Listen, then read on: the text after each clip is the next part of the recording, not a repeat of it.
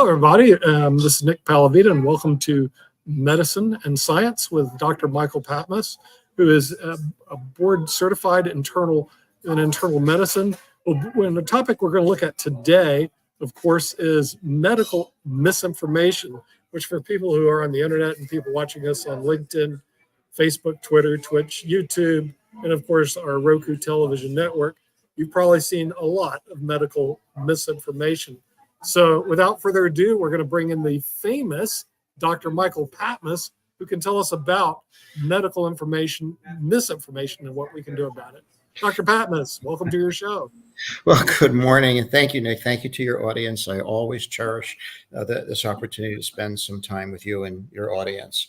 I am an internal medicine physician, board certified. I also have added qualifications in infection control and hospital epidemiology, and also have a master's degree in physiology and biochemistry with an emphasis on nucleic acid biochemistry. The issue of misinformation is a major problem, and it's not just in medical misinformation, but we have an explosion of misinformation in so many areas all over the world.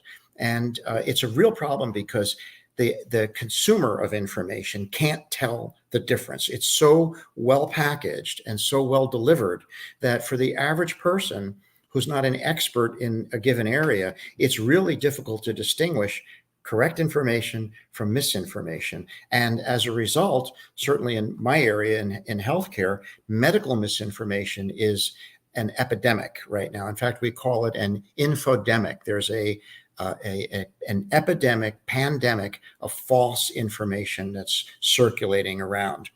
Most people have fallen for some or all of this misinformation. There are good organizations and good studies like the Kaiser Family Foundation, who has surveyed people, and others have done similar studies. And it's shocking. It reveals the significant percentage of people who believe one or more things that are clearly not true. Now, I'm not talking about things that are controversial, where we don't know and it's unclear and there's opinions on both sides.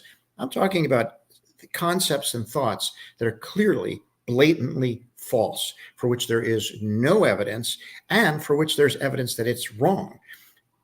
Most people in the United States and around the world now believe something that is not true about in the medical arena, particularly around COVID. And it's really a problem, because if you have a majority of people believing something that's false, it leads to wrong decisions, wrong treatment, wrong choices, and then harm to patients. Let me give you some specifics now. In the world of COVID, there are some things that we still don't know, that we don't understand. It's a moving target. It's evolving by the day. But there are some things that we know for sure. And COVID is not a hoax. Yet you will find a significant percentage of people who still believe that COVID is a hoax, that COVID doesn't exist, that the whole thing was made up. That's clearly ridiculous. Something like 8 million people around the world, minimum of 8 million people around the world have died of COVID. 1.2 million in the United States. Their death certificates were authenticated by a licensed physician as dying due to COVID. 1.2 million.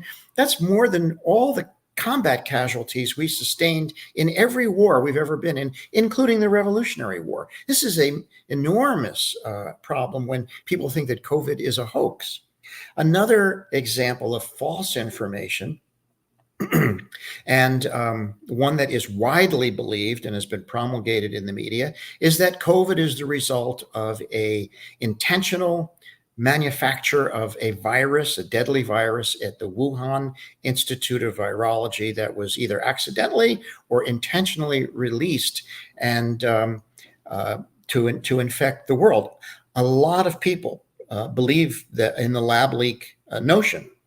Now, let me tell you, there's no absolute proof one way or the other, but the world's leading molecular geneticists who specialize in viral genetics have analyzed the genome of SARS-CoV-2, the COVID virus, and have shown exactly how it has evolved and written elegantly and persuasively that by far the most likely explanation for the origin of COVID is a zoonotic origin.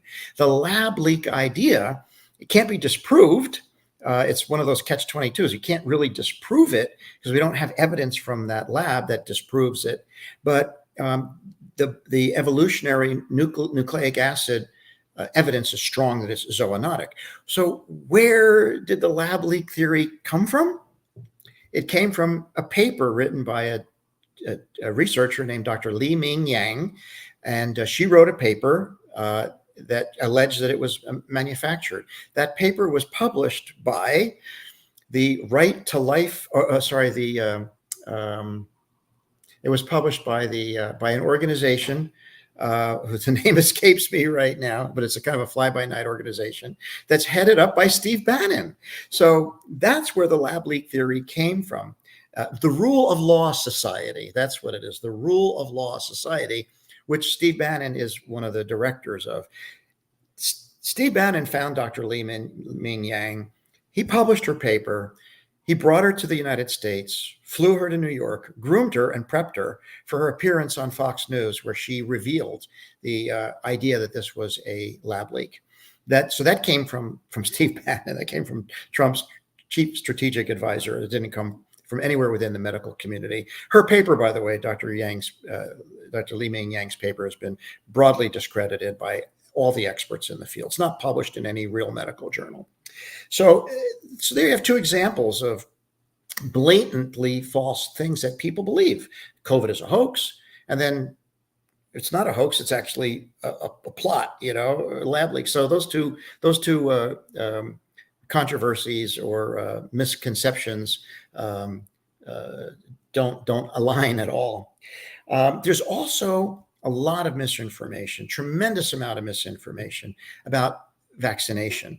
And a lot of this has been promoted by experts on TV, cable news, social media, who, when you delve into their credentials, are not really experts. I'm not going to name anybody as an individual, but I can tell you I have done background checks on all of these characters that you see on TV, pulled their resumes, pulled their CVs. Those are available online, done background checking to see if they have the credentials and degrees they claim, and they by and large don't. We have people who are posing on TV as experts who have never even done an internship, who've never done a residency, who aren't board certified or board eligible, have no training at all in infectious diseases, yet claiming to be authorities on this. And how'd they get there? They got there on Fox News. They were put there by Steve Bannon. So what we have is a tremendous amount of misinformation about the disease and a lot of misinformation about the vaccines. The facts are the vaccines are highly effective. The purpose of a vaccination is to prevent death. That's the primary purpose of any vaccination, is to prevent death. For COVID, the mRNA vaccines are 95% effective at preventing death. If you take that vaccination, you'll be much less likely to die. That's what it's all about. That's the bottom line. The secondary goal is to prevent you from ending up in intensive care on a ventilator with a critical illness. For that, those vaccines are highly effective at 95%. People are confused that, well, you can still get the COVID, so the vaccine must be worthless. No, that's not the purpose of vaccination. That's a distant tertiary goal. Preventing any transmission is a lovely idea, but preventing transmission of a mild illness is not what we care about. What we care about is preventing transmission of a disease that will kill you. So the vaccines are highly effective.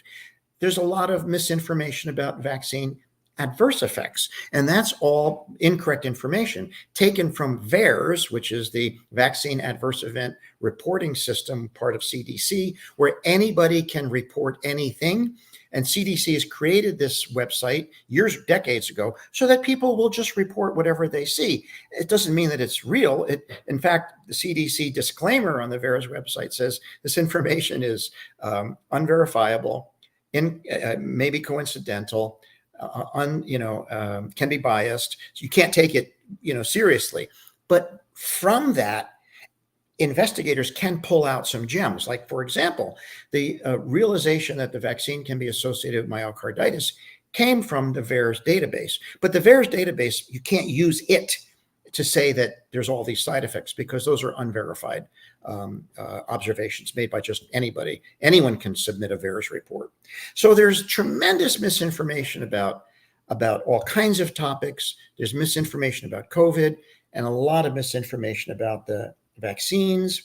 And much of this is being promoted by fake experts who are really frauds. And they have not been vetted or publicly exposed by the media at all. No one on the media has gone through the resumes of these experts that you see on TV and actually called to see, do they have the degree they claim? Were they actually a professor where they claim to be a professor? Were they actually the director of a program at a university? I have. They're not. So there's that issue. A lot of this, misinformation is not new. I've been a doctor almost 50 years. I've been passionate about vaccination as a public health initiative since I was in medical school 50 years ago and saw patients die of influenza who should not have died if they had been vaccinated. And so combating misinformation has always been something that I felt doctors should do and that I have tried to do in the course of my career.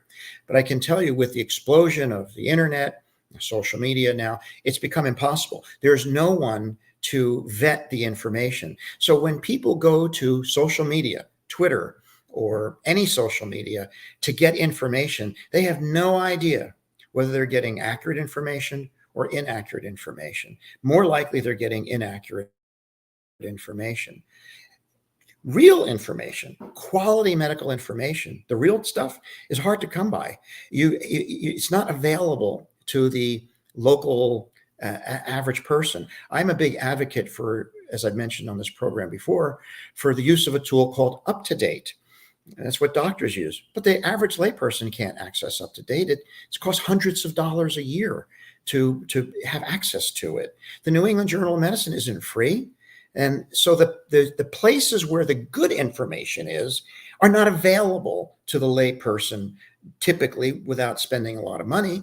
But what is available and what's free is the junk on social media. So we have this pipeline of junk that's flowing into the population while the good information isn't available widely. And that creates a lot of a problem. Another issue is we now have this new thing called open access journals where anybody can write anything and submit it and it'll get published within days. In fact, there was just a awful paper published on August 12th in a throwaway open access journal that was only submitted on August 9th. The author submitted it on the 9th on a Friday, and it was published and it was released for publication the following Monday. Nobody reviewed that. No one actually did a critical appraisal of that research. So these open access journals will publish anything anybody says. And it sounds real because it's in a medical journal, right? Open access medical journals without peer review are not legitimate medical journals. I'm sorry. And then there's this notion of preprints. Now, when people do research before it gets published, they have these servers and journals that print preprints. So before something has even been vetted, it gets out there and people don't know that it's a preprint. They think it's a fully vetted, validated article, and it's not. So between open access journals and lack of peer review and preprints, there's the flow of false information has just accelerated logarithmically. It's way worse than it ever was before. Finally, the last point is and this has been very well documented in the New York Times and Washington Post and many other reputable media, and as confirmed by the United States State Department and by equivalent agencies abroad, much of this misinformation is coming from Russian troll farms, also Chinese and other foreign adversaries who are engaged in disinformation warfare.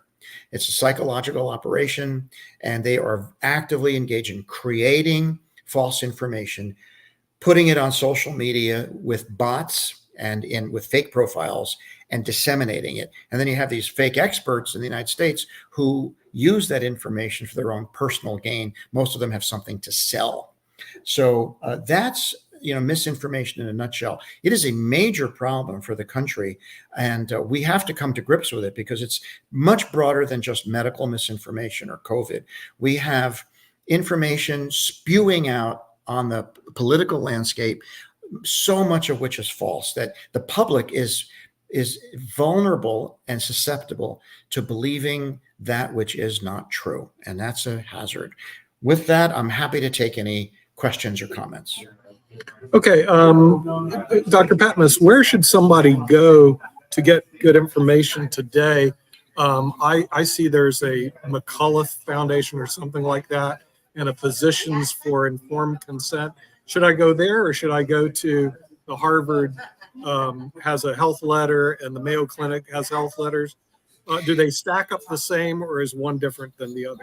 They're very different. It could be more different. So for the lay public, you can get information, quality information from the websites sponsored by these major academic institutions you may have heard of, like Harvard Medical School and the Mayo Clinic and Beth Israel Deaconess Medical Center and the University of California, San Francisco, Stanford and UCLA, and all these major academic medical centers, the premier medical schools and teaching hospitals, they all have websites, and on their websites, they have patient information. So there's stuff you'll find there. But also, the Infectious Disease Society of America, that's the organization that represents infectious disease doctors. Their website is open to the public. It's Infectious Disease Society of America. Just Google that, find their website. Anybody can log in there and get information, quality information. CDC has got great information, but it's such a beast of a website to work through. It's so much, you get lost in it. But basically, I would recommend Harvard Medical School, Mayo Clinic, Infectious Disease Society of America. McCullough Foundation is the product of Dr. Peter McCullough, who's a cardiologist. He has no training in infectious diseases, and he's a proponent of, he spreads misinformation, and he sells remedies for poison, for what he claims is vaccination side effects that have never been documented to be real. And he makes a living off of that. So you have to take that with you. There's a conflict of interest there. And then Physicians for Informed Consent is really an anti-vax organization. Most of the people there at Physicians for Informed Consent are not physicians at all. They're lay people who are just anti-vax, and they're trying to confuse the public and confuse doctors. And a lot of doctors are confused by this too. Some doctors don't know where to go for correct information. They're not up to date because they're not on up to date. Up to date, right? At Duke University, where I'm actually broadcasting from here at the Pod TV network at Duke, I actually asked them when they went to their computer, I said, "Are you using up to date?" He goes, "Yes, we use up to date at Duke." So I do know that Duke University does use that. But let's talk about some vaccinations. As kids are going back to school, getting vaccination, do they still do measles, mumps, and chicken pox vaccinations, or some of these anti-vaxxers said we shouldn't take measles, mumps, and chicken pox vaccinations? What's your thought on that? Most states now still require the children be vaccinated, and I certainly recommend that. There is a strong effort now to suppress vaccinations. In fact, Donald Trump on June 24th said at a rally that he would not give one penny to any school that mandates childhood vaccinations. That would be a catastrophe. That would undo 200 years of public health and bring us back, would undo all the gains we've made since the bubonic plague of the Middle Ages. For those who don't know, millions of children were afflicted in the United States every year with measles, mumps, chickenpox, polio, and many of them died. Thousands died. And all of that went away with vaccination. Well, if we reduce childhood vaccinations, it's going to come back. In fact, it already is. We already are seeing resurgences of measles and polio in the United States. These diseases that were gone have come back because of the movement to suppress vaccination. So that would be a terrible catastrophe to do that. I pray that does not. There's already data that shows that, and it's very much split along party lines. Republicans have completely lost faith in vaccination. Only 30% of Republicans report the sentiment that vaccines are important. This is 70% of them think vaccines are just not important. And that's very different than non-Republicans. So we have a serious problem where there's a political campaign because they think it's going to resonate with certain voters to discourage and dissuade vaccination, to spread misinformation about vaccination that will gin up the voters. And the result is going to be the public will be harmed. They've already been harmed, and they'll be harmed even more. Nick, I lost the audio. What I'm going to ask the question again. What about polio? When I was younger, polio was big, and I knew people that got polio. It was not fun. Even FDR had polio, and they came out with a polio vaccine, and everybody took it. Should people take polio vaccines today, or should they ignore it? Unless you want to be paralyzed or get subacute sclerosing panencephalitis and brain damage, you better get polio vaccinated. I am 72 years old. I remember this from the 1950s. I received my first polio vaccination in 1957 when I was 5 years old. I still remember it. And I remember being happy to get it. I can tell you back in 1957, the children were lined up at the elementary schools. Their parents, their moms were there with them, and they were eager to get this vaccine, the Salk vaccine. Why? Because every summer in the United States, thousands of children came down with polio. It was a mother's greatest nightmare that their child would be paralyzed and have to live in an iron lung for the rest of their lives. So I remember polio. I remember being afraid of it. And I remember being so glad that I was immunized. And I still have that immunization card that shows my polio vaccine in 1957. It is unconscionable. It is morally repugnant for anybody to suggest that you should not be vaccinated against polio. If you don't die of it, or become paralyzed, you might end up with subacute sclerosing panencephalitis, which is an awful brain disease that occurs later on where your brain just deteriorates and you become profoundly neurologically impaired. Yes, most people recover from polio, but not everyone does. So get vaccinated. And what you're hearing about polio, if you're hearing something that says that polio vaccine isn't a good idea, you're getting misinformation. Okay. What about smallpox? Have they eradicated smallpox, or should we have smallpox vaccinations? This is the greatest medical accomplishment, public health accomplishment in human history. Smallpox, for people who don't know, was one of the great plagues on society from the beginning of time, from the dawn of humankind. Smallpox has been a terror. It's estimated that over the course of human history, some 300 million people died of smallpox. It is an awful disease, disfiguring, painful, horrible disease with a high mortality rate. And it was global until the 1950s and 60s when the World Health Organization CDC, engaged in an effort to vaccinate essentially every human being on the planet. And we did. We vaccinated essentially every human being on the planet. The smallpox virus doesn't exist in nature. It only exists in humans, like as far as we know, like COVID. And so we've never found the reservoir for COVID other than us. So smallpox was eradicated from the face of the earth. It doesn't exist anymore. So there's no need to be vaccinated because it doesn't exist. It's gone. There is no more smallpox. Okay, so the smallpox. Now, what about the argument that, well, I take all these vaccines, then my health is just going to deteriorate because I've had too many vaccines? Is that true?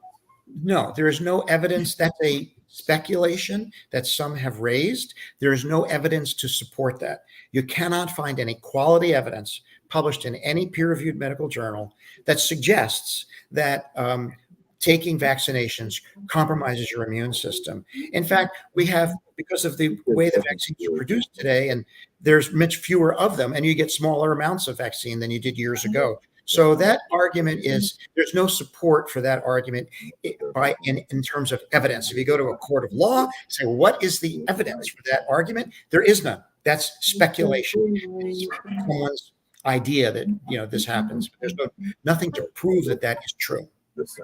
I've also seen on the internet that if you take these COVID vaccines, you get autism. How do you take COVID vaccines and get autism? How does that work? There's no link between vaccination and autism. That is a false idea that was promulgated by Dr. Andrew Wakefield about 20 or 30 years ago, a British physician, in an awful paper that he wrote that was since retracted. He was actually prosecuted in the UK for scientific fraud and convicted. And so he was basically booted out of the medical community in England. He's been in the United States still promulgating this idea, false idea, that there's a link between vaccines and autism. Robert F. Kennedy Jr. has capitalized on this and leveraged this and made another hero out of Wakefield. And he continues to talk about this. And this is another thing that a lot of people believe, which is not true. There is very good evidence that shows that there is no linkage or no connection between autism and vaccinations, whether it's measles, mumps, and rubella, or COVID, or any other vaccination. There's no evidence that vaccines cause autism. None. That is false information. Okay, now let's talk about COVID-19, my favorite. I went ahead and took my vaccine about a couple weeks ago. It was like my third or something like that. There was no pressure, no thing. I actually asked for it. My wife also got it because we saw a uptick in COVID-19. But there are a lot of people that aren't taking the vaccine now. Would they be at risk at a certain point in time if they don't get a booster? We used to call them boosters, and we took boosters all the time. We had tetanus boosters. So Yes. are they at risk if they don't get a booster? Yes. So what's happening is the virus there's so many people, less than 20% of people in the United States are optimally vaccinated. What that means is about 80% are serving as welcome hosts to the virus. They're hosting the virus and replicating it, and they're generating mutants. The virus today, the COVID virus today, is very different than it was 3 years ago. It has mutated and evolved. So the vaccine needs to change along with it. So in order to have protection against the current strain, just like with influenza, they have to update it. You have to update your COVID vaccination as well. And I believe, and I think there's very good evidence that if you're vaccinated, you're much less likely to get seriously sick. You might still get COVID, but it'll be a much milder illness. You won't die. You're much less likely to die. In fact, unvaccinated people are 525% more likely to die of COVID than vaccinated people. It gives you tremendous protection against the most severe outcome, which is death and severe disease. And that's really what we're trying to prevent, is death and severe disease. You might still get COVID, but if you do, you'll get a mild case and nothing to worry about. Yeah, and that's what I thought was important. I didn't like the idea of dying and being asthmatic. Breathing is fundamental. And so the thing is, if you're not able to breathe, hey, it's not a good thing for you. So for our viewers, what they need to do then, it sounds to me, Dr. Patmos, is go to legitimate sources like Harvard University, the Mayo Clinic, Johns Hopkins, the CDC, and stay off the social media sites like McCullough Foundation, Center for Physicians for Informed Consent, and these made-up organizations that seem to exist solely to spread misinformation. Would that be correct, Counselor? That's absolutely correct. Do not get your information on medical topics or other topics, actually, from social media. Social media is not policed for quality or accuracy. Anybody can say anything, and you're likely to believe something that isn't true. Get your information from the correct sources. Don't get it from social media. And But if you want to, it's being recognized that you're being manipulated by political activists. then you can pick up. Yeah, and okay, so we'd like to thank our special expert, Dr. Michael Patmos, who's board certified in internal medicine, to bring us up to date on the medical misinformation that exists, and thank the viewers from Pod TV in the United States and also our viewers from around the world to spread and get good information as opposed to misinformation. And we'll see you next week on Medicine, Science, and the Pod TV network, broadcasting today from Duke University. We'll see you then.